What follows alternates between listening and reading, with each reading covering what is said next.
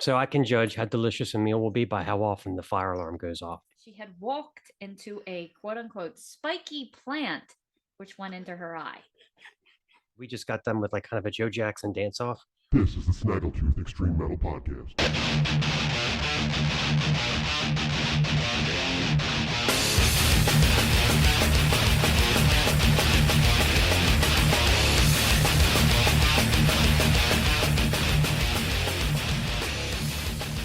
First off, let me apologize to the teeming hordes that are listening. I let all my allergy meds run out. I let all my inhalers run out. So if we start to laugh during the show, there's a good chance that I'll just be laying on the floor with my tongue hanging out. So I've just told Stace to continue with the show if that happens. So it's all about dedication. Oxygen, not necessary. Plus, this is quite possibly the worst ventilated house I have ever lived in. Every time It's a shun, ventilation. it is, it's a shun. But every time I cook, a festival on the weekends of bacon and eggs. He's jangling. I know he is. He's Sorry. come over here. But every time, Jaxie, Come on, bud. he's a bad. The key to ventilation is that the vent has to lead outside. Right. That's part of the There problem. is zero ventage in our kitchen. Zero. Yeah. So I can judge how delicious a meal will be by how often the fire alarm goes off. Every time I cook bacon, without fail, I turn the fan on in the kitchen. Doesn't matter. I have thrown open 3 windows. Doesn't matter. Freaking the alarm just continues to go as I run around and wave furiously at the smoke detectors. It's like when I was moving out of my old house, when we sold my old house years ago, there's this idiot friend of mine that wanted to help with getting the house ready to sell. And I said we needed a bathroom vent. And he said, oh, I can do bathroom vents. I know how to do it. Again, the vent has to go outside. He didn't know that. He literally took down one of the ceiling tiles, attached the fan, and put it back. Oh my God. So the air was blowing around over top of the ceiling tiles like that. I'm like, dude, that's not going to pass inspection. Thanks for nothing. That original bathroom on our middle floor had no vent. And my son used to use it all the time. And one time after we moved in, we kept getting like little mold spots on the ceiling. So I was constantly up there climbing around on the bathtub with Tilex, wiping the ceiling to get all these little marks off. Mhm. And I said, Rob, why don't you use the vent when you take a shower? He said, what vent? There isn't a vent. There's no vent. Yeah. The steam will do that. Yeah. So there's 4 houses from the 1950s. Sturdy, though. Sturdy. Well, moving on. So I know you are all wondering, what is a typical Mark and Stace night like? What's an evening like? How do they live? How do our heroes get through their lives? We just know how to party. That's all. Well, all right. So there's usually, we get home from work. There's usually a workout involved. I desperately need one today. We may or may not go up to the local bar. It's getting more and more rare because doing nothing is just so fun. Usually we end up parking our hips on the sitting device and watching Netflix or HBO or something. Start off with a couple beers, and then we kind of graduate to wine. Usually we graduate to wine quicker if some Games of Thrones thing is on. Yes, if we're watching a show where they're constantly drinking wine, I'll be like, why do I have a beer in my hand? I can't handle this. Yeah. Obviously, the gods want us to drink wine. To Valhalla, Anyway, so then the peculiar ritual kind of begins. Somewhere between the second and third glass of wine, we fall asleep on each other at different paces.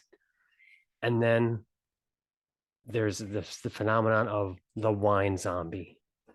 So we don't really know what happens. This is entering that zone between awake and asleep, drunk and sober.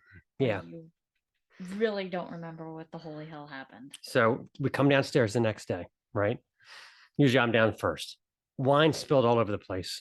Wine spilled like under entertainment centers. I don't know how we do it. Are we like throwing the wine around? We recently learned that if you spill wine all over your Fire Stick remote, it resets everything and you have to sign back into it. Huge pain in the ass. Yeah, everything had to be redone. Yeah. Sitting it in a pool of wine is not a good thing. Yeah. So there'll be strange, like pink robes that are stasis, that they've migrated downstairs to the area where we were sitting. I don't know why. I don't know why. Who was wearing the pink robe? Every snack product is just mowed down, gone. Like there's not a chip to be found anywhere, not a stick of cheese, anything basically snack food gone. So obviously people are breaking in and eating our food. Yoga mats in strange places, vacuum cleaners taken apart, dogs and cats living together, mass hysteria. So sometimes dogs baptized in IPA. Why does the cat have wine on it? Yeah. So we decided, I was so curious about what happens between us after that first falling asleep. It is like The Walking Dead, it really is. We decided to plant some hidden cameras around the house around 9 p.m. on a Friday 9 night. PM. How about 11? Well, I just let them run. Oh. So here's some of the footage that was picked up from zombie wine monsters.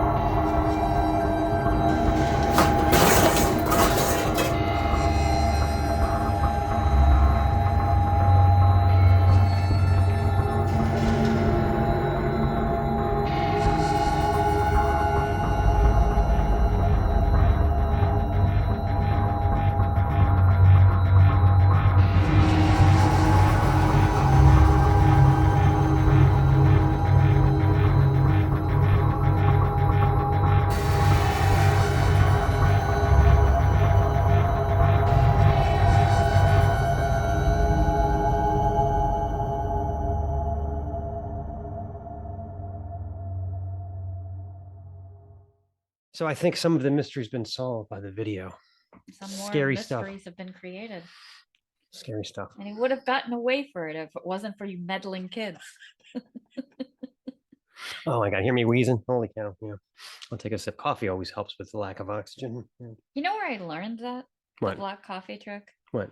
The Mel Gibson movie Signs, where they have to hide because the aliens are coming and there's That's all a good these movie. crazy crop circles and they're like boarding up the house and they're like hiding in the basement. Mhm. I guess they think the aliens were just going to come and be like, oh no, this is disgusting, we're leaving, you know. I guess they thought that and they weren't going to stay. It's too dusty for the aliens. Too Yeah. dusty. Yeah. Too wet, too damp. Not enough bars. Anyway, whatever. how did you learn about them? Because the little girl in the movie is really struggling and they don't have her inhaler. So somebody coffee. says black coffee helps. And I've Black always coffee. remembered that. And then suddenly Squeeze comes out. Black coffee in bed. Stain on my notebook. Really. Oh, this is a Weird Decay place show. to learn Sorry. something. of I'm horror a movies. little charged up from all the black coffee and the fact that we just got done with like kind of a Joe Jackson dance off. Don't you guys have I that? started it. It was my fault. She started singing reciting Joe Jackson lyrics, and I was suddenly couldn't stand it anymore. It was into the light. Anyway, back into Decay. Okay, so let's introduce the feature interview with Danish death metal legends Mercenary. These guys go all the way back to the class of 91. For those of you that are unfamiliar, they have a caustic yet melodic style, very classy, full of distinction. Our feature interview this week is with their mainstay guitarist, Jakob Molbjerg. I like to think of them as dark metal metallic mayhem. In the interview, I suggest gothy American style power metal played by Dane. And he had some problems with that. So I love all their stuff on Facebook. They've got some really great stuff out. They have their new single coming out. yeah. They also apparently have a snake bite gin. and Darkened Souls Stout as well. So what more could you want? But and their artwork is great. They're a band after our own hearts. They are. So go over to their merch page, get over to Spotify. Well, it's been very quiet. It's been very quiet to the outsiders in the Mercenary camp these last few years because their last full album came out in 2013. But you'll come to learn that they've really been hard at work on the new record, and it promises to be everything that we've come to expect from Mercenary. The new single that we're going to play in a little bit is called "Where Darkened Souls Belong." It's classic Mercenary. It's gorgeous, gothy nugget full of chunky riffs, vocal scowls. The hooks are breathtaking. I mean, these guys are back. So we'll be playing it later on, like I said. But let's get this party kicked off. We're going to start with some classic Mercenary. This is from their magnum opus, goes all the way back to 2004. From the album 11 Dreams, this is Fire Soul. I love it. Makes me want some Snakebite gin.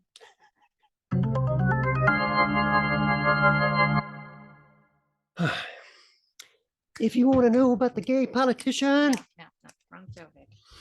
If you want to know how to play guitar, sorry.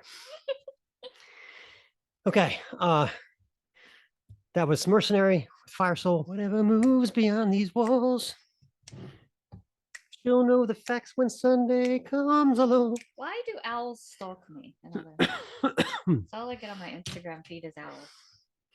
I want an owl. She sends me 2 or 3 owl pictures per day. I want an owl. Yeah, they're adorable. 4 animals that swoop down and eat cats. They're adorable. They are not the how many licks does it take to get to the Tootsie Roll center of a Tootsie Pop. They are killers. You know what? After actually having a bird, when I told you I had that lovebird, yeah, I know where the term dirty bird comes from. They are so gross. Yeah. With the dander, they shake and you just can see the dander falling, the poop. Yeah. They just poop randomly anywhere. And also the feathers and their seed halls. I mean, you could like run a vacuum under them every day.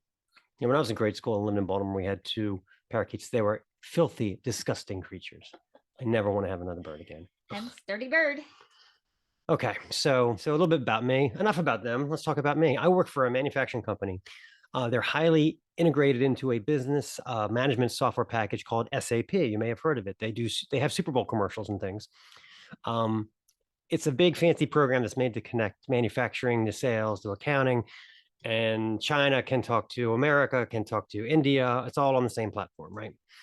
It is totally fucking unuser friendly. I mean, you pretty much have to learn an entirely new language. One time I was giving a presentation out in Milwaukee, and we were talking about, I don't know, streamlining logistics or packaging or something. And I was just deer in the headlights. Everybody didn't know what the hell I was talking about. And then I started to throw out SAP terms. I said, this is TK13. And they were like, oh, okay, TK13. I said SQ00. And then all of a sudden they were all on board. So anyway, that's SAP. It's a weird thing. Like, you know, when you have to learn a software program, like I worked for one medical practice and we used NextGen, you know, EHR system. And when I moved over to another one, yeah, it was the same program. So basically I could just sit down and start working, but it's always these weird things where, you know, it's the terminology within the software. So when you see the doctor, the system calls it an encounter. And it prints that way on the bill. Encounter. Close encounter of the medical kind. I had a lady call up and she was offended because she said she didn't have an accountant and she did not have an encounter with the doctor. She just saw the doctor and wanted me to change the bill. I'm like, I can't change the Could you change it that it uses. I would say, would you change it to rendezvous? I think that would sound better. Weird requests. Anyway, Sorry. okay, so stepping anyway, so I spend so much time in SAP pulling my hair out, but I realized the other day, I don't even know what SAP stands for. We love our abbreviations, you see. So I took a guess at it. My guess was that it stands for senseless, agonizing pursuit, because that's what it is for me, the fucking program. But it actually stands for systems, applications, and products in data processing. Anyway, so let's examine. I started to think about what are some other abbreviations that we just take for granted, never really knowing what they stand for. Let's take them apart. Let's go through these. We're going to have a guess. I've made some guesses on what I think they stand for. And then we'll see if I get any of them right, which I probably did not. So let's start off. You go ahead. CVS, right? CVS. What was my guess was? You guessed cashiers virtually sleeping. Cashiers virtually sleeping, yeah. That's what I've noticed at CVS. That's not right. It's actually what? Can't volunteer shit. That's not bad either. I like that. Yeah. I think we both struck out though. It's a consumer value store, right? Whatever, dude. Very aggressive self-checkout counter, as you may see on our YouTube. All right, let's move on to AARP. That's easy. I know that one. Okay, what's that one? My guess is annoying ancient rich people. Association of aged retired persons. American Association of Retired Persons. I knew it was some retired person. Yeah. But they're another one. Like every ad you see for AARP, they're always the silver hairs hiking, walking, throwing the ball to the dog. It's like the Viagra. They keep Same thing. sending Yeah. me mail. I'm like, I'm not ready. We're not anywhere near retired, bitches. Holy fuck, it's gonna be forever. I'm gonna be working up until noon the day of my funeral. I think I'll be setting up the flower arrangements at my funeral. So. All right, let's move on. BJ's Wholesale Club.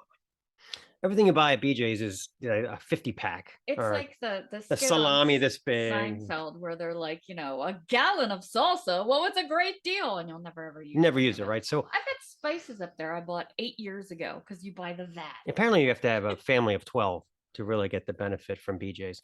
But I always thought that it stood for bulk jackpot. Family at 12. I think you need a Mormon compound. Right. You need to have a school bus basically pull up at BJ's. So, well, it actually is named for. Go ahead.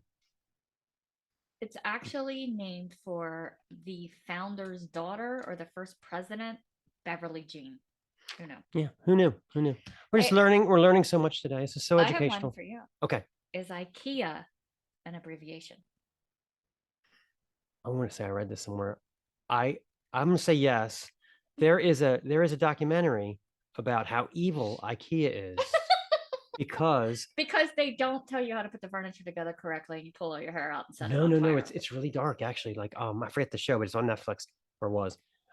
There's a circle of parents, and they're all parents whose kids, the dressers fell on their children and killed them. Yeah. And the whole thing is about how it gives you the whole history of furniture making, about center of gravity, and the thing is IKEA actually, they give you, when you buy something, they'll give you a something to bolt it to the wall, that would alleviate that problem. That was not good enough for these parents. It was a very strange documentary. All right. I would think taking out the screwdriver would be worth it to prevent infant death. Jesus. It's actually not an acronym. It's got its name by combining the initials of its founder, Ingvar Kamprad, with the first letters of the farm he grew up on, Elmtard, and his hometown of Erengund. And so that's how they came up with IKEA. How much you want to bet that Ingvar is like grandfather to? He's probably grandfather to like Gus from Defleshed or something, or he's friends with Nick Anderson from the Helicopters or something. I bet Sweden is only but so big. Yeah. How about look up TCBY? What does that stand for? Oh, that's easy. The country's best yogurt. Really? Come on. Oh my God, I had no idea. I'm not. I already called it Tickby. I'm not a yogurt eater. All right, here's a good one. I fucking hate AT&T. Right? I hate DirecTV. I hate AT&T. My guess is America's telecommunication thieves. That's my guess. I was pretty confident about that when I was sad to find out that it stands for. I thought it stood for always telephoning and texting. That's not bad. American Telephone and Telegraph. Give us your money. Yeah. All right, I got one for you. Okay. Since we used to both be in the cosmetic industry. Okay. What does MAC and MAC Cosmetics stand for? I don't know MAC Cosmetics. You don't know MAC Cosmetics? I don't think we dealt with them at Sephora. No. They're one of the more premier lines. They have their own stores. No, I don't know them. Makeup, art, cosmetics. It's that simple. Wow. No, I don't know that one. All right, here's a good one. I really like DHL. I think they run a tight ship, and I hate everybody in logistics. So I'm going to go ahead and say that it stands for downright heavenly logistics. Oh, I like it. Yeah. But I was wrong. It actually stands for Dalsey, Hillblom, and Lynn. They were the founders in Germany. Every time I see one of those yellow trucks, I think, oh, it came from overseas. Yeah. Oh my God. Remember when they tried to deliver in intra-United States? It was terrible. Oh my gosh. Did not go well. Yeah. All right. How about Geico? You should know this. This is our car insurance. I know. The the first letter is G for government. Yes, correct. Employees, Uh-huh. insurance company. That's it. Right there. That's it. Wow. I must have seen that somewhere. Because I remember thinking, I don't work for the government, God damn it. Yeah, Yeah, originally they were just for government. yeah. Okay, Yeah. here's one near and dear to your heart. Is Arby's an abbreviation? It's just roast beef. RB is roast beef. Well, according to the Google machine, it was founded by the Raffle brothers, and the initials way. RB are Raffle brothers. That's where they got Wow. Arby's from. It's not. It Not should be roast beef. Roast It makes beef. you think Wow. roast I never would have thought roast that. beef is a better marketing plan, I think. I love Arby's. I would eat there. I never walked out of Arby's and said that wasn't good. I would walk out and ring the bell. They have that little bell there. Right. Oh, I love it. All the It's all horseradish related, folks. So how about 3M? You know, all the office products and tape and I have no idea. Make my machinery? I don't know. So apparently it was began in 1902, which is going back, and it was the Minnesota Mining and Manufacturing Company. Oh, I can see that. Yeah.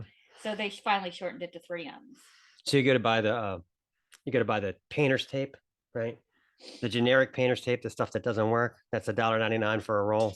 And you go to 3M, $12.99 a roll. Yeah. $10 more. I'm like, wow, this is quite the markup.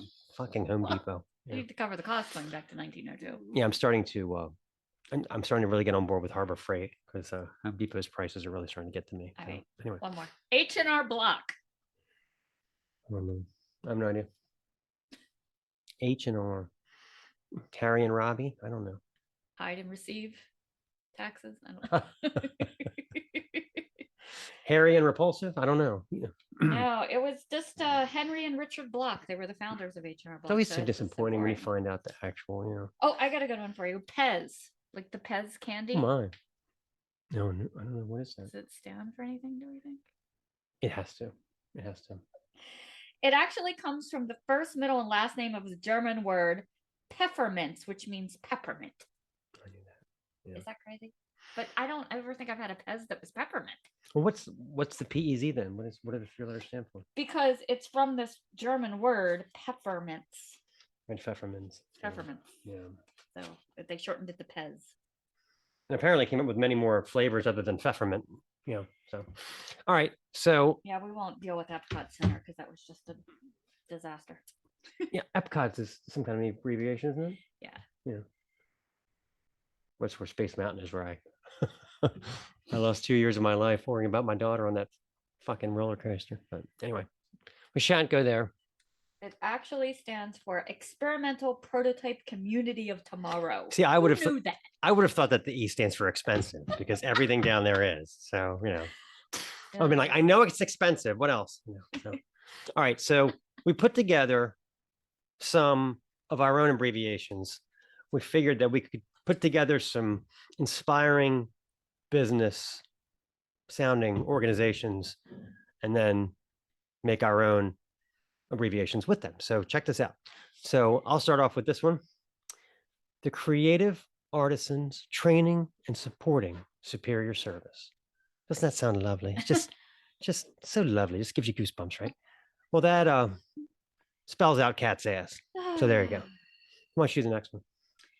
Entrepreneurs assembled to maximize efficiency. Nice and simple. I like it. Except there's a bit of a problem. It spells out what? Eat me. Yeah. Oh, you gotta love those business architects. How about this one? This one's incentives making discoveries dependable, renewing and understanding necessary kinships. That's a lot going on there. It's a lot going on. And it spells out I'm drunk. I'm a fan. All right, this has been. Oh, you got to bring up where I went to college. Yeah. I can't I believe I went- didn't think of that They one. have renamed this college since I went there, but it was originally an all right, Meryl, Catholic college, There's quite a few Maryland ladies that probably remember this. and it was called the College of Notre Dame of Maryland, which spells out condom. Yeah. That's how we close it out. So this has been Abbreviations with Mark and Stace. All right, let's play some Mercenary. Going back to Mercenary. 2008 album, Architect of Lies. This is Isolation. Love this one. Yes.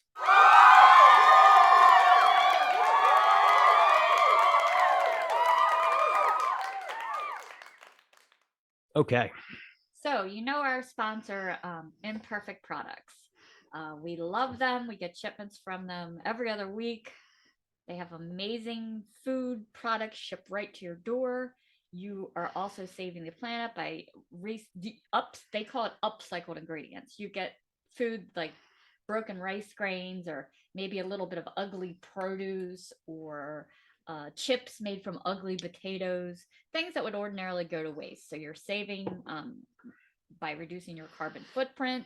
You get the savings. You don't have to go to the food store. They have great small packages as far as wings or steaks, and you're not going to pay the exorbitant prices that are out there at the grocery store.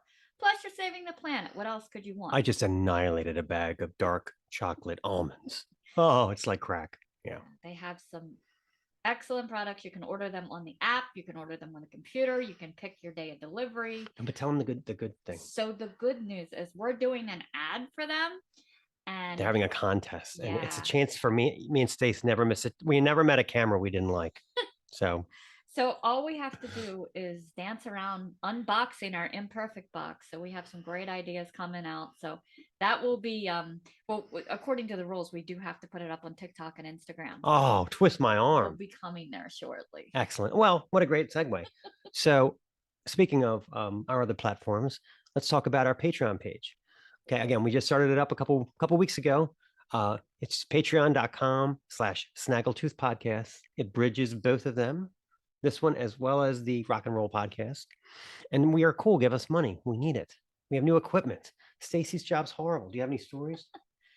Oh, I don't know. It's been such a crazy ass week. This week really has. Just,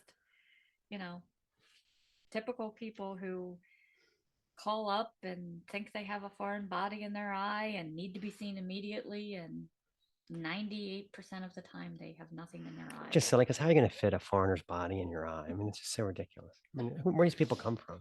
Just people screaming, demanding. They can't believe they have to wait. So I have to deal with salespeople, and they want me to do logistical things for them, and they all do the same thing. Here's what they do, just sleazy as they come. They lead off with a compliment. Boy, Mark, I don't know how you do what you do.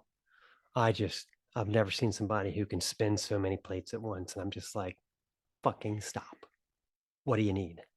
I'm very busy. Yeah, it's just the buttering up just doesn't work. Come up with something better than, wow, I hate to even ask. No, you don't. No, you don't. Just fucking tell me what I got to do. So I have stop. a better patient story for you this week. Too. Okay. A lady called and said she wanted to be seen right away because she had walked into a quote unquote spiky plant, which went into her eye. So I said, sure, I guess come on over. We'll work you in as an emergency. I was like, first of all, who's walking into spiky plants at face level? Apparently she lives in the Cretaceous period. I don't know. So, but when she finally got back in the room and they started talking to her, this happened a week ago. She's just now calling the doctor. Oh, right. Anyway, to make a long story short, we need cash. Please support the show. We can continue coming up with great shows, great ideas for you guys. We're trying to improve better quality. Yeah. Someone who's slightly less irritated in the lungs this week, Also, check artwork for our walls. Also, check out our Instagram pages, Instagram.com/SnaggletoothRNR and Instagram.com/SnaggletoothDecay, for those of you that like the more savage elements of metal.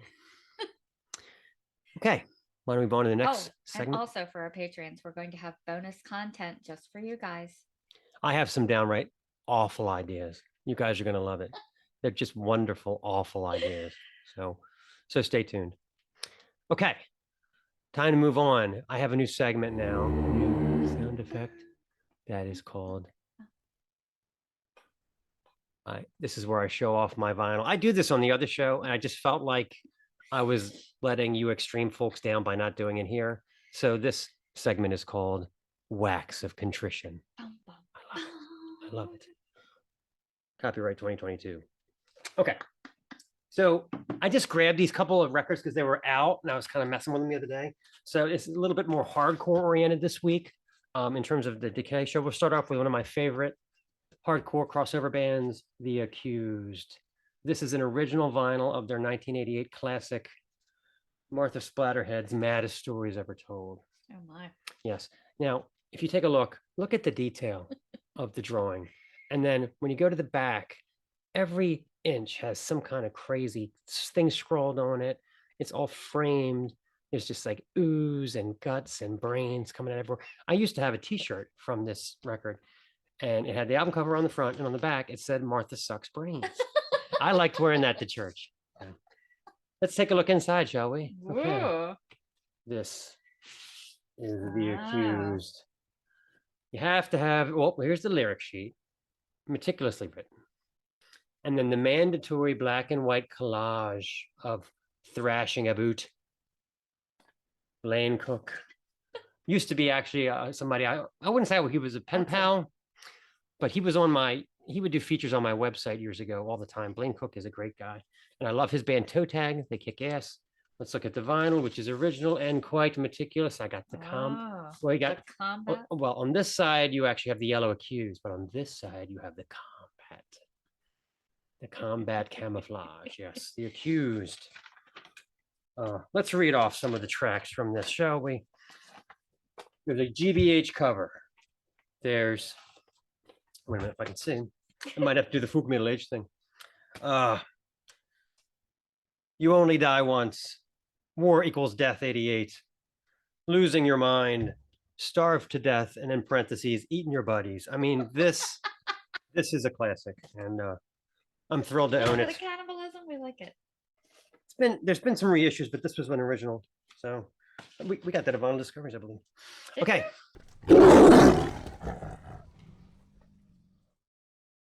That brings us to our second wax of contrition.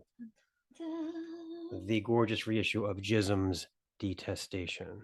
And for those of you that are not familiar with Jism, they were a Japanese hardcore outfit. They made tremendously great rare records with outstanding artwork. And the main dude, guitar dude, Randy Uchida, he used to kind of straddle the line between punk and metal. Like it would be super hardcore power chords, and all of a sudden some gorgeous new wave of British heavy metal type solo would come out. So this is music that had to be made on an island. Take a look at the back. Look at that gorgeous black and whiteisms. This is Restless. I think this is was it Relapse? That's the skulls. Yeah, this is Relapse's reissue of the album. It came from a few years ago. Couldn't wait to snap it up. Let's take a look at what's inside. Actually, these guys were doing the harsh vocal thing years ahead of their time. I mean, the vocalist is just rah, rah, rah, and that was not in vogue yet in the 80s. So it's ahead of his time. Ahead of his time.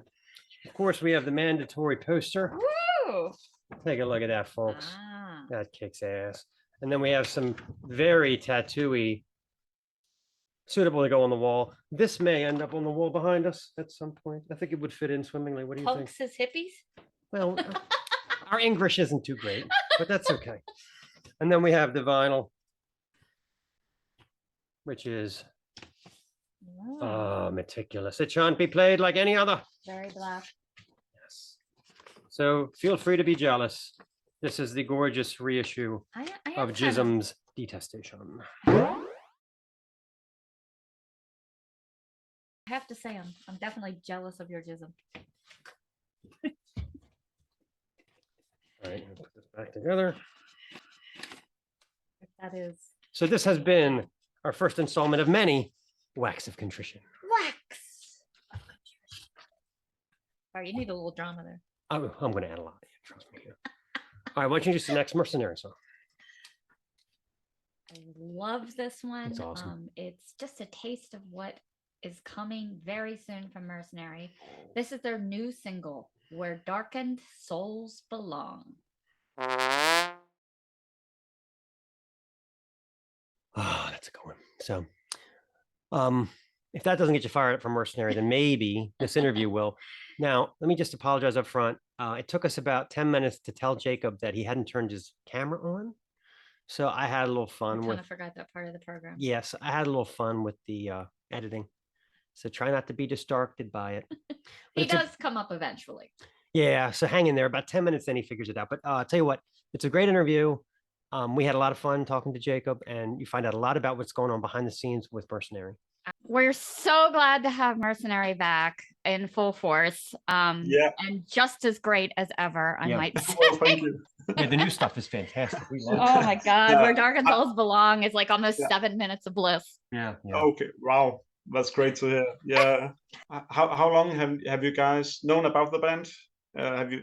Well, I've been all the way going back to, I used to have a music review website.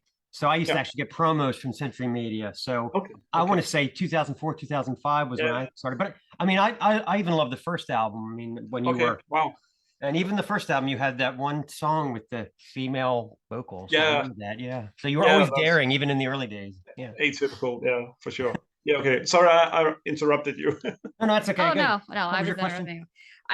So what kind of was the impetus to kind of start this new kickoff? Because there hadn't been a lot of new stuff, and I'm really excited about it coming back.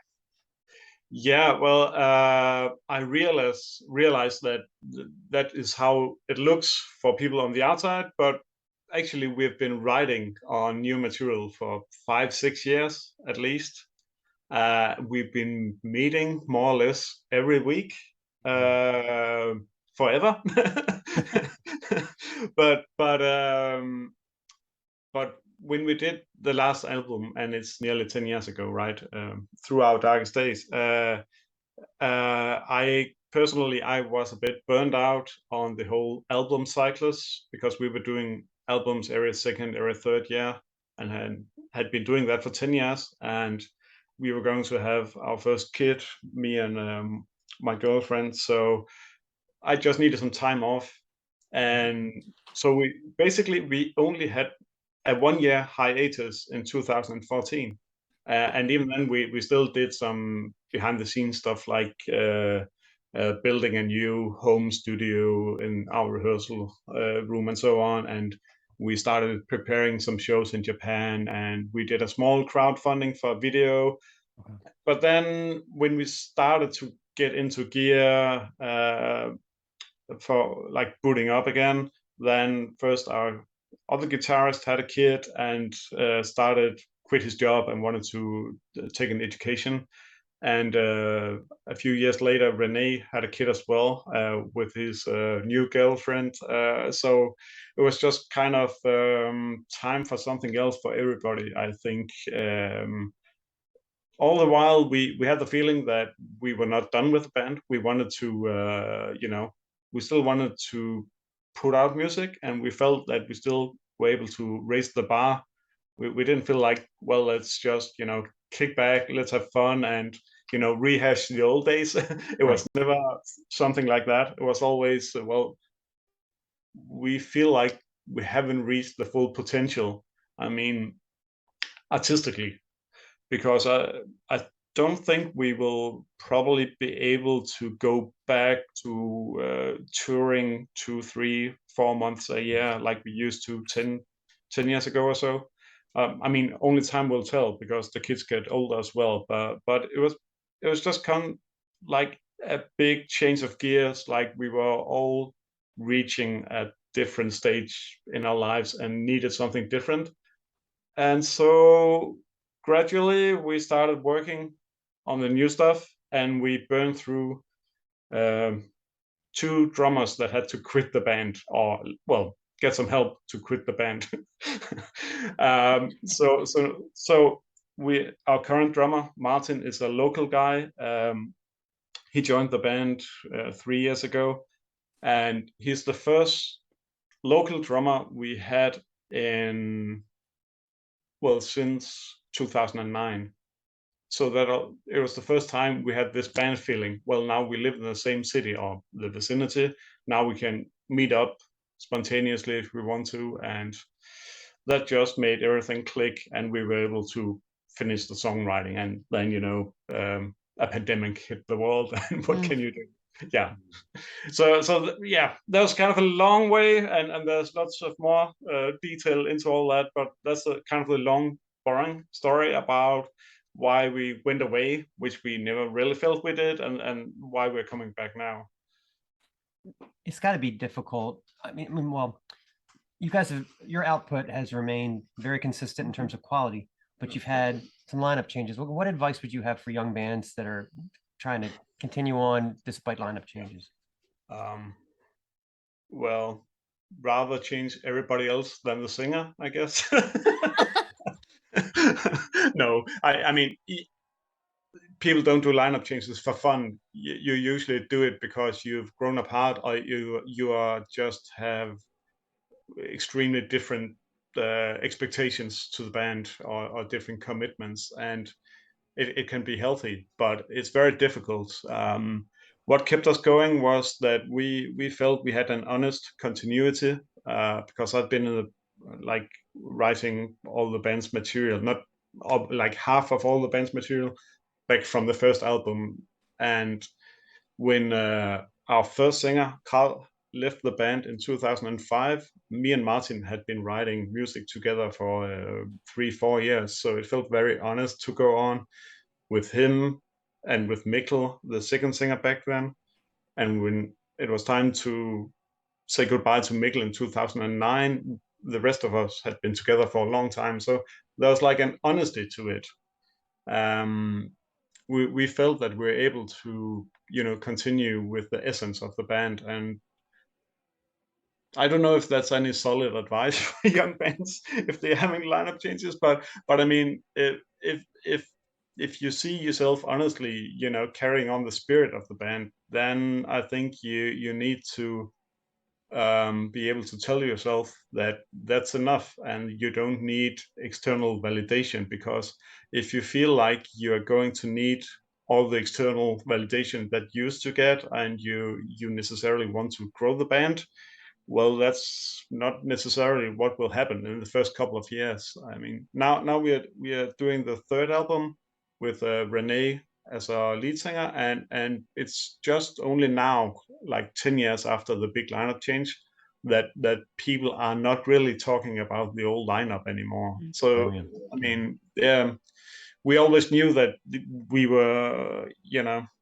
we always believed in each other, and we believed that we could pull it off, and we knew it would take a long time because our old singers were fucking amazing, but Renee is also fucking amazing. So we kind of felt, well, this is just what we got to do, and if that's what you got to do, if you're in a young band and you have these lineup changes, then by all means do it. But it's a rough ride. I mean, sometimes I wonder, maybe it would have been easier just to dissolve the band and take up a new band name, make a new band, and you will not gain have the same amount of shit from people. Yeah. And that I don't know, should we have done that? I don't think so. I mean, we took this decision, and I think we can be it was a very honest decision, and I think we can be proud and that we did so. But I don't always think it would been, it was probably not the easiest way forward. Yeah. Just I mean, if you look at some other bands that have gone through so many lineup changes, like look at the wild output of Megadeth. You never know what you're going to get. Could be anything. Look at who was the one I was thinking of? Angel Witch, all over the place, right? I mean, because Kevin Hayborn's the mainstay. But I think it's because you're Danish. I do. I used to work for a Danish company. I know that Danish work ethic. I love Merciful Fate. I love Artillery. Yeah. I used to get Merciful Fate albums, and I'd be like, "Oh my God, one less Dane. All the Danes are leaving. Quality is going out the door." Seriously, yeah. No more Swedish guys. What the hell is this? Yeah. Anyway, I think it's because you're Danish. So. Maybe. I loved on Facebook your photo shoot. Was that for something in particular? It looked like so much fun. It was quite fun. Yeah. It was a bit fun. It was fun but stressful. Because it was for the album, and we scheduled it like 2 months ago with a local guy, a friend of our drummer, and so we kind of all of our album recordings have been about 2 months delayed. So we were doing this instead of recording the album, and that was actually quite stressful because we're in kind of recording mode, and then we had to leave the cave and go out into the sunlight and pretend to be, Be in fashion model yeah, mode. be all sassy and but it was fun. It was a great local photographer, and yeah, we hit up a local rock bar and pretended to really have a night out, and everybody was in their own car. None of us had even had a beer that evening. But yeah, that's how it is sometimes. I thought that was a brilliant move on your guys' part when you were doing the funding to have everybody's picture in the mosaic. Who thought of that? That's so cool. And that mosaic. Well, that was an idea I came up with. I probably stole it from I don't know, somewhere. I don't know. I think I steal most of. I just have a document, and whenever I meet a great idea, whether it's other bands doing it or if I think it's my own idea, I write it down, and then we try to see if can we use this in some way, and so we are borrowing. Yeah. So this whole campaign, we had this.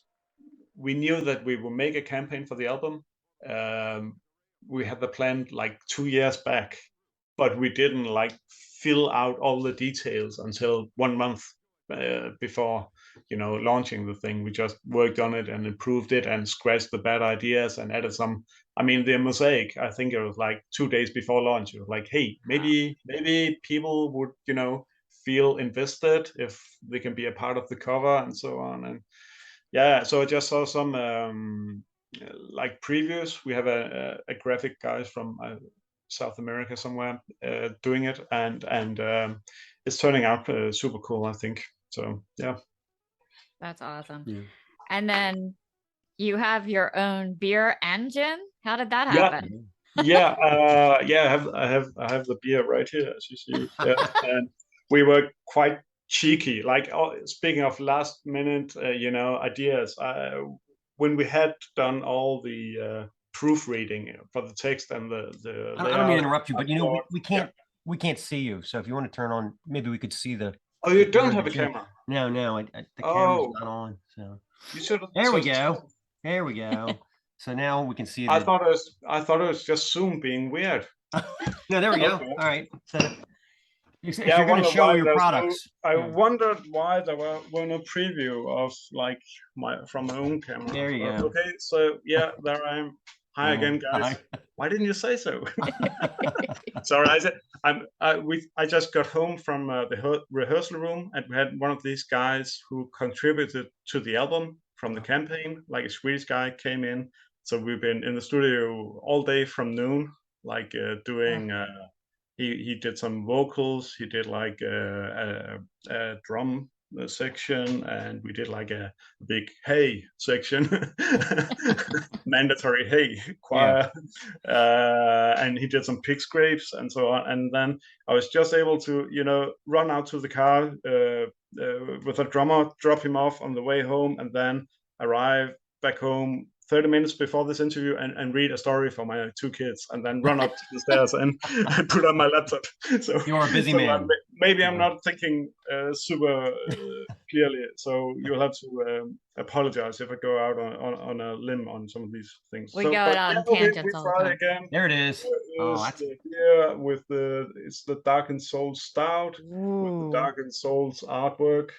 Yeah, and so we thought a stout would be really cool, because then we could use the Darkened Soul theme.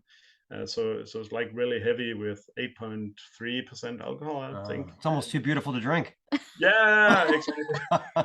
and we were speaking of last minute ideas and borrowing, I put quite possibly the heaviest beer in the universe.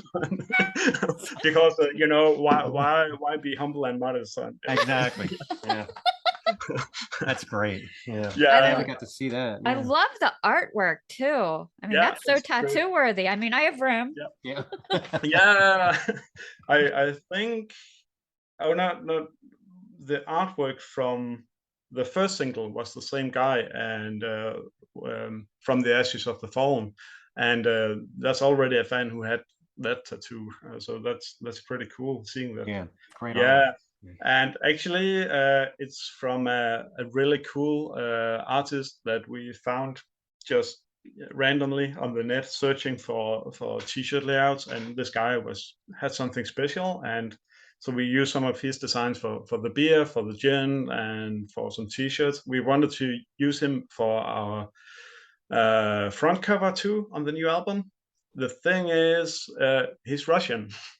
Okay. Yeah. So and then A little more delicate. it was a bit delicate, and we had everything planned, and we had sent his agent like detailed ideas about the description back in February, and then the invasion happened, and we were like, we can't do this. I mean, he's probably a nice guy. He's probably against Putin. He's probably counterculture, but just the idea of sending money to Russia right now, it left a sour taste in my mouth, so I work for a Norwegian company, and right after that happened, I remember there was a conference call, and the president of the company said that he was apologized. He was late for the meeting because a group of photographers had gone to the port and photographed a Russian vessel arriving with our product on it. And it was a press nightmare. And I thought, wow, that's a big problem. I'm glad I don't have to deal with that shit. Yeah, I always felt bad for like Stoli vodka, and it's not even a Russian vodka. And people are like, "Oh, I'm not buying that." I'm like, "You dummies, it's not even Russian." Yeah. No, there must be a lot of misconceptions going around right now. Yeah, it's difficult. Yeah, but then we actually went old school, so I can reveal now. Nobody else knows this, but the guy doing the cover for the new album is Niklas Sundin, who used to play guitar in Dark Tranquillity, and he's also the guy who did the artwork for 11 Dreams and for Architect of Lies. So we thought that was kind of cool. Yeah, because also the new material is, I think now comes another one of my long loops, but the last two albums we did, we kind of felt that we had to innovate or distance ourselves a bit from the past, like try to evolve. And maybe we went a bit too far. I mean, the first album, Metamorphosis, it was looking back, perhaps we tried to play a bit faster than we were really comfortable doing, or sounding a bit like The Haunted sometimes in the harmonics and so on. And then on Through Our Darkest Days, looking back, that album seems almost happy to me, like it's very positive, and that's great. I mean, a lot of people loved it because it was positive and light and like encouraging and so on. But now we kind of went back to the old school sound with some modern element and ideas, and kind of tried to make like a big Mercenary fusion cake. So it was kind of really cool also to use Niklas Sundin again for the cover, because that puts everything in a nice envelope in that way. So what brought about the label change? How do you like noise art as opposed to Session Media? Well, it can barely be compared, because Century Media was a very big label, very well-oiled engine, and if they put you on their priority list, then you get like a ton of promotion on the net and so on. And noise art used to be have the function that it was started up from the guys that did Rock the Nation booking in Europe. They used to have like Behemoth and Creator and so on, and so they wanted to have a label to build up their bands and so on. But that kind of changed. So the first couple of years, it was super amazing to be on Noise Art, because they would also book for us, and they put us on some amazing tours, really great tours. And then we kind of went dormant, and they kind of went dormant as well, stopped releasing things. And so when we started, our plans started coming together for the new album, we were actually surprised to hear that they were still active, because we didn't know they were still active. But it's nice to have a label. We don't have to go out and self-release or I mean, it would be very hard for us to say, hey, look at us. We are, 40 to 45. We haven't made an album in 10 years. We don't know if we are going to be able to tour, but please sign us to your amazing label. that would be a tough sell right now. That's a good point. Yeah. Yeah. So we're just very happy to have a label, even it's almost like an underground label now. But I don't know how much of a difference that really makes these days when all promotion is digital anyway. So I think we're in good hands. So I've heard, I don't know if this is like, if you've seen this intra Europe, but I've heard that some bands are canceling tours because the cost of flights has gone up so much. Yeah. Have you seen this, or do you have a comment on that? Or not really. I've only noticed it for the US, like some logistics, and I assume that's the explanation behind that. Well, let me just say that I'm very happy in a way that we are in a middle-sized band where we don't have to break ground to get attention, but we because we have a pretty solid fan base, and we don't have to make a living playing in the band. We're kind of in the middle ground that way. So I mean, we'll manage, even if if nobody can tour for the next 5 years because of the prices of transport. We'll manage because we don't depend on it. Our income does not depend on it in that way. So we just kind of we kind of coast on everything. I mean, yeah, that also happened during the lockdown. I mean, we had our steady jobs and families, and of course that was difficult because we're trying to finish the album. And I think I got like 2 songs written in 2 years because it was just just having to work from home and taking care of the kids. That was not super inspiring, to be honest. Understood. Well, one would think that the apocalypse unfolding slowly around you would be super inspiring for writing sinister metal or melancholic metal, right? But it turns out it's actually put a dampener on everybody's creative spirits. Yeah. But even during the lockdown, we were just, I mean, it was kind of hard to keep up, but then we didn't take a financial hit because we were not dependent on any income for the band. So that's kind of in a way that was our luck. I remember in the early days of the pandemic, some of my friends and relatives that had small children, and I just remember restaurants and businesses were closing. I was employed at a restaurant and we had to shut down. Children had to stay home and try to learn via the computer. I just thought, what a environment for child abuse they are creating. We're all locked in together. Terrible. Yeah. We probably will get to hear many cruel stories in the years to come of people being all kinds of fucked up from the lockdown. Exactly, from the pandemic. You guys did the Viborg Metal Fest in last March. How was that? That's pretty cool. It was a sold out at a small venue, but that's always that's a great intensity. That's always better than a so-so crowd at a big venue. So it was very much in your face and hot, and everything was right in the face for the audience. And that's really great. I mean, we had a fun time, but it was kind of funny because we I don't know how to label our music exactly. It's weird. I've been playing in this band for 27 years and I still don't have a clear label, but maybe something like dark melodic metal. It has become my best bet of what we're playing, right? Yeah, dark melodic metal, maybe. Just coasting it, see how it'll float. Yeah. But we play. How about gothic American style power metal played by Dane? I see some problems in that.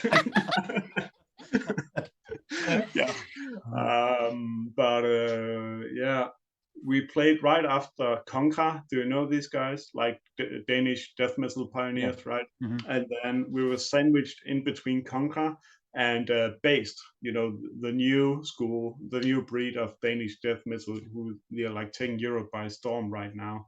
like death metal in the vein of Bloodbath and like old school Swedish death metal, and they're just blowing up. They're amazing, really, really good. So we were like in front of a death metal audience, and we could just see like some young kids in the front row, just securing their spot for when bass would play, and they would stand there in their bass t-shirt and be like 17 and long hair, and like he's like, what is this melody thing that you are doing to my ears? Make it stop, please go away, guys. but then, I mean, when it's a difficult crowd like that, then you always win some people over, and you could tell afterwards that there was a lot of people who didn't know us and were happy about it. So yeah, that was fun. That story's older than the hills. I'm very old, so I can tell you. I remember being a teenager and seeing this little band called Metallica open for Ozzy. Yeah. And I could not understand why everyone was milling around getting beers and things with this onslaught happening. But that happened even then. So yeah. And then Ozzy came out all poofed up and Yeah. I remember thinking Ozzy should retire, and that was in '87. So amazing. I was gonna say, I bet you won over some people that day. I bet, yeah. Yeah, I think so. I hope so too. Yeah. All right, should we play our game? Are you ready to play a game? Not sure. Sorry. It's not Sorry, and it's not on Twitch. So. I don't even know what Sorry is. So this is called Really Random Questions, okay? So I want you to pick 5 numbers between 1 and 57. They're already tied to prefixed questions, so you can spin your wheel of destiny here. So 1 to 57, that's the number of the questions. Yes. Yeah, okay. So let's start with number 1. All right. What is the worst food you have ever tried? I would say whole fried scorpion, but that was actually not so bad. Just tasted like medicine. But that was in China. I was there with my dad, who worked at a Russian power plant or something. But a young engineer took me out with some of his friends, and I think they pranked me, and they ordered like seashells, which were basically prepared by being thrown in boiling water. I mean, they hadn't been cleaned. That was so you took like a pig and swished them out. I got the biggest one of the bunch because of the guest of honor, and just had to chew it up, and you could just feel all this very different stuff like burst in your mouth, and just like sinews and disgusting things and sand and whatever. And when I was so polite, I'm a very polite person, so I was like, yeah, great. Guest of honor, second biggest one for you. Wow. Yeah, they kind of eat everything in China. Nothing gets thrown out. There's a lot of beaks and talons and things that are delicacies. And then at least they had the courtesy to offer me some proper meat afterwards. Okay. It tasted a bit weird, and it turned out it was the stomach of a pig and a cow. Yeah. There it is. Yeah. Yeah. They eat everything. Yeah. All right. Pick another number. 42. 42. Fuck middle age. I gotta put on my glasses. All right, 42. What criticism would your friends most likely bring up about you? You were better in the old days. That was a quick answer. He was. There was no doubt about that. Yeah. Yeah, but that's because that's what they told me. No, some do. They usually do like to tease me a bit because we're obviously, when we are on our third singer, we've had to prove ourselves over and over again, right? But I think what criticism? I don't know. Yeah, I guess that's the main one. That's the one my friends tease me with. Yeah. What's funny now that at the age that we're at, so we had our children, we raised our children, our kids are in their 20s now, and it's interesting because you go from being wild and partying, and then you have children and you have to be conservative. But now we're kind of back to going to bars again. Yeah, wow. Our kids are kind of like, well, we're not wild like you guys. So we're kind of going full circle now because we have an empty nest. So it's interesting. So there's Okay. that, maybe. Yeah. Eventually. Yeah. It changes totally. My son, for my youngest, for his birthday this year, wanted a grill. I was Yeah. like, wow, Yeah. this has changed since he Yeah. bought a house, Yeah. Yeah. So That's very adult. yeah, exactly. The kids are raising us now. So yeah. Yeah, last year my mom gave me a bottle of strawberry flavored vodka shots for my birthday present. And I was like, "Are you trying to tell me I'm boring, mom?" Hey son, you need to go get drunk. Yeah, there you go. You're more fun when you were shit faced all the time. Yeah, yeah.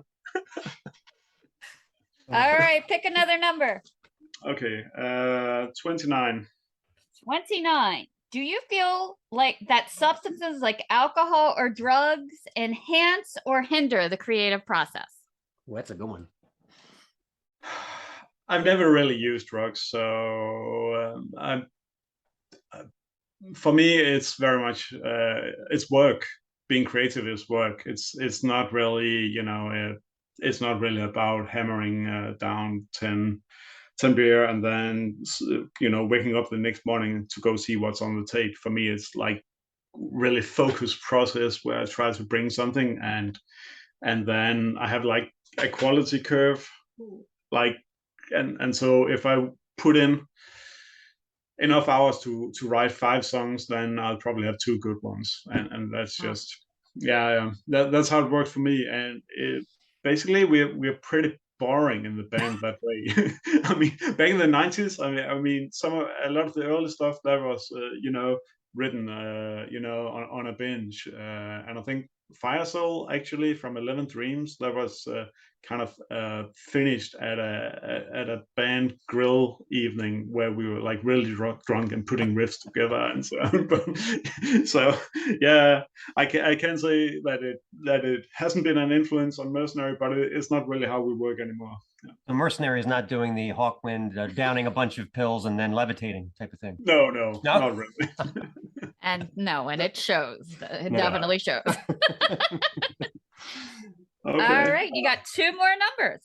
Okay, well, I'm 46, so let's have number 46. All right, 46. Boxers or briefs, Mr. President?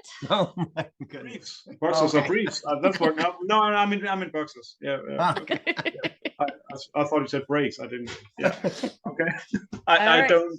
I don't really have a lot to elaborate apart from that, except that if I had been prepared, I would have worn my sole pair of Slayer boxer. There you go. boxers. Yeah. Yeah.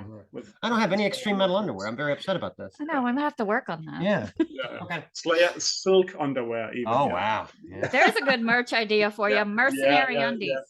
Yeah. We All right, did last number. We did do some pink undies at one point as a joke, and we have sold all of them, but I think it took like 10 years to get rid of the last of them. That's great. Yeah. Shoot, I would have bought that. The last one, number 7. Okay. All right, back to number 7. What is your go-to dance move? That would just be headbanging, I think.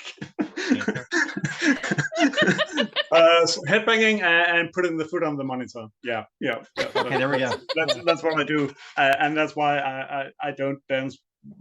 If you call it dancing, if you will accept the idea that could be dancing construed somehow, that's why I don't go on dance floors. Yeah.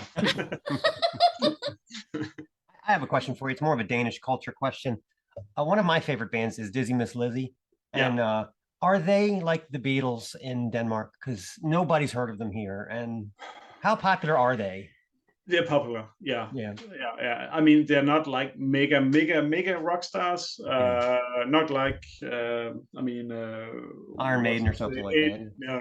I mean, Ed Sheeran was here like 2 weeks ago, and he played like 3 days in a row, 50 or 60,000 people every day. And I mean, if this is Miss Lizzy, I think they can also do like a 2 days in a row in Copenhagen, but then it's probably for 10, 12,000 people. But they're pretty popular. But I think their popularity probably peaked, around the their second album 20 years ago or whatever.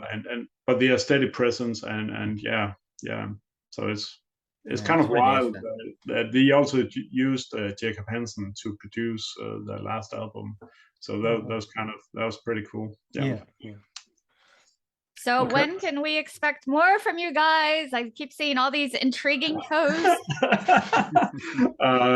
Yeah, so the thing is, we're hoping to finish recordings probably like within 2-3 weeks.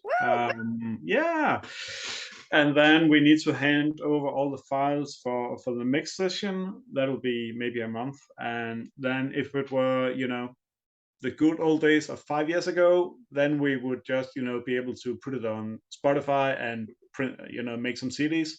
But now vinyl is absolutely essential.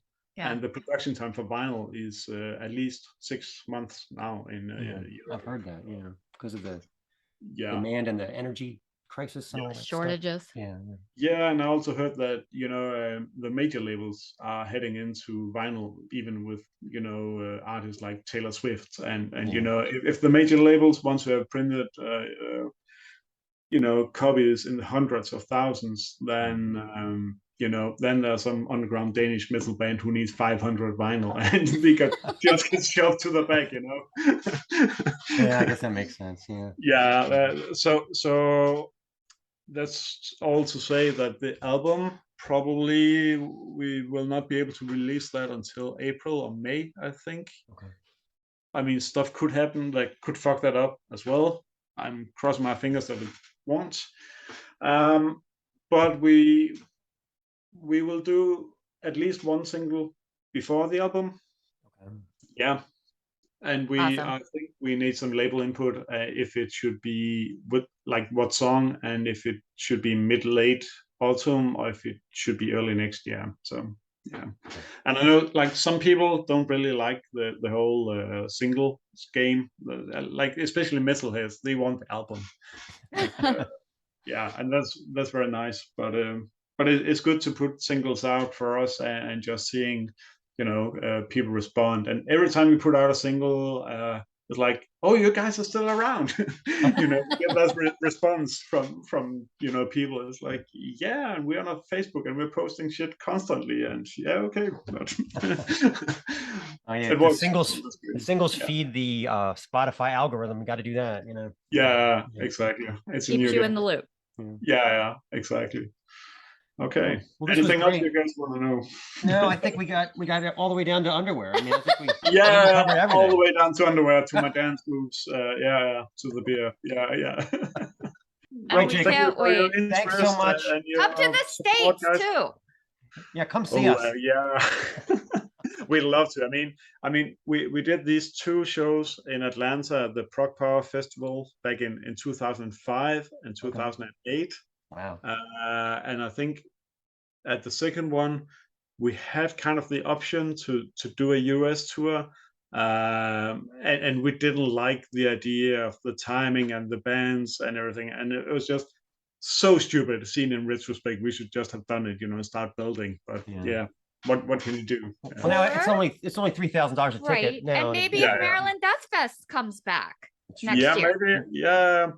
We're in Baltimore, so yeah, we're right here in Baltimore. Okay, you're in Baltimore. Whoa. Yeah. I'm a huge fan of The Wire and all that. So well, we lived that. Into Baltimore, but yeah, maybe only the shadier quarters. Yeah, we live that every day. I'm a runner. I was out running the other day, and someone randomly threw just a completely cooked chicken leg at me. I was like, oh, okay. wow.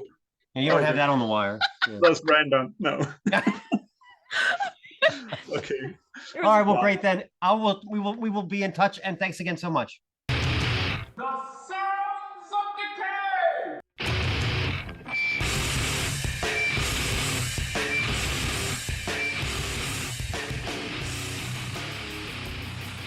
Okay, Sounds of Decay time. All right. We're going to start off with a band that shockingly is from Sweden. What is it about Sweden? We love them. Avatarium is the name of the band. And yes, okay, before the emails start, I know that Leif Edling from Candlemass was in this band for a while. I don't change my stance on Candlemass. Actually, this band makes me wonder if Candlemass had a girl singer on the first 3 records, maybe I'd like them. but whatever. He's Yeah. actually still there. He had to kind of somewhat retire due to health reasons, but he still does a lot of the songwriting. Oh, Lee Vedling does? Uh-huh. Okay, cool. Well, this is great stuff. The album's called Death, Where Is Your Sting? It's out October 21st. And this is some just very classic, riffy, gothy doom metal. It's progressive, like a progressive doom metal. I love her voice. I love her voice. She had me at Jump Street. The song is called God is Silent. Check this out and have your mood ruined. Ah, yes. I feel so morose and suicidal. No, not really. I think I just have heartburn. Anyway, so I am thrilled to let Stace introduce this next band because the name is very easy to say.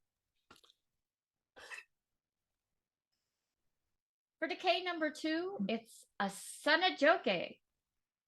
A son of who? A Snaggletooth. Okay. A Snaggletooth. A son of Jokai? I feel like I'm putting the emphasis on the wrong syllable. Emphasis, yeah.